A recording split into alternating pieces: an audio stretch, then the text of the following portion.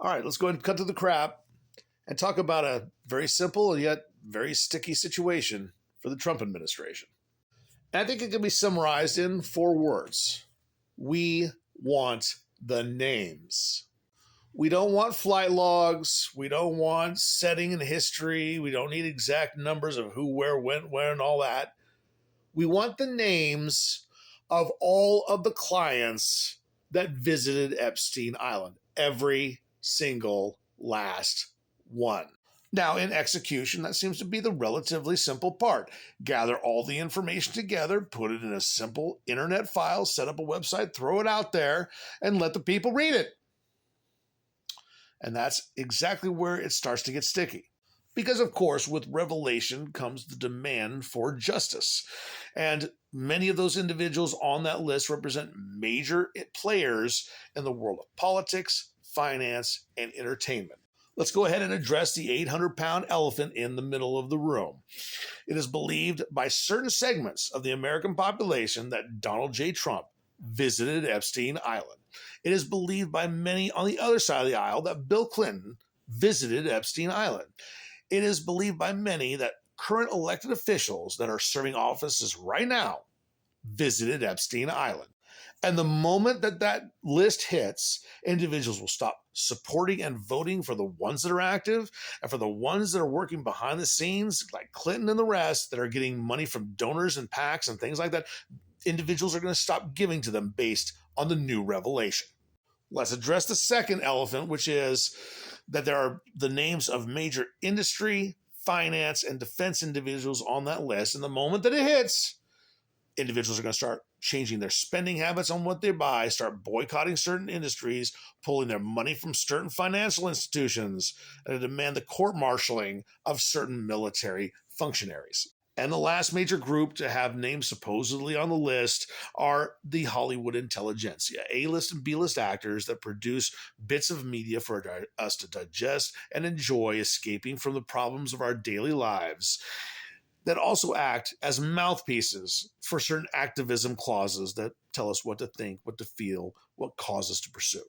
Now, of course, in the perfect Eden that is this country, we will simply call up our law enforcement officials after seeing these names and put the pressure on them to go down and arrest the guilty people, because we have the evidence now, and take them off to the courthouse and give them their prison sentences.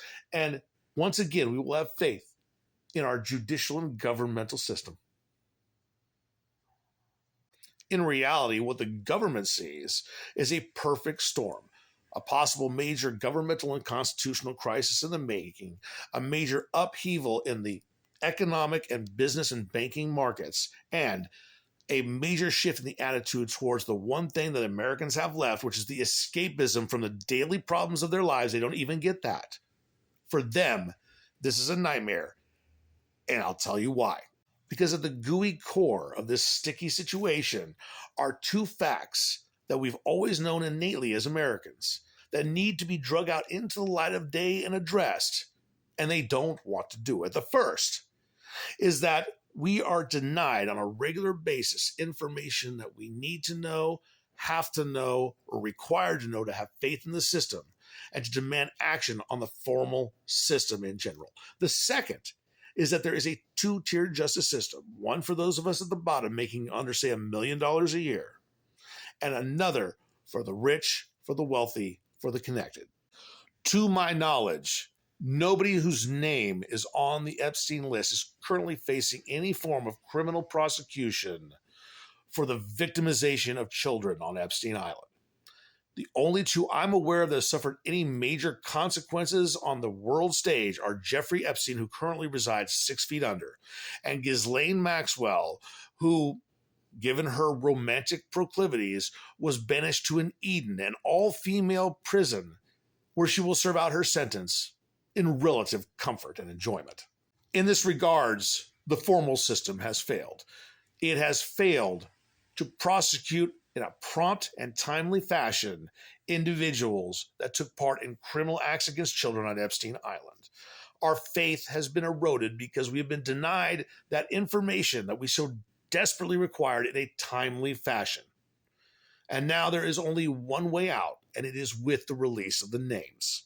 Because if the formal system will not do what the social contract expects it to do, it is up to the people's justice system. Give us the names. Allow us to decide who it is we will buy from, who it is we will vote for, who it is we will invest in, and who we will listen to and digest their art form. Only through this venue can this sticky situation be cleaned up and some modicum of respect for the formal system be retained, because while they didn't give them formal prison sentences, they at least had to let the people have their say. Release the names. Release all of the names. You've had more than enough time, and the people will not trust you until we have every single name on that list. I'll talk to you next time. We talk about another thing I find interesting. I'm out.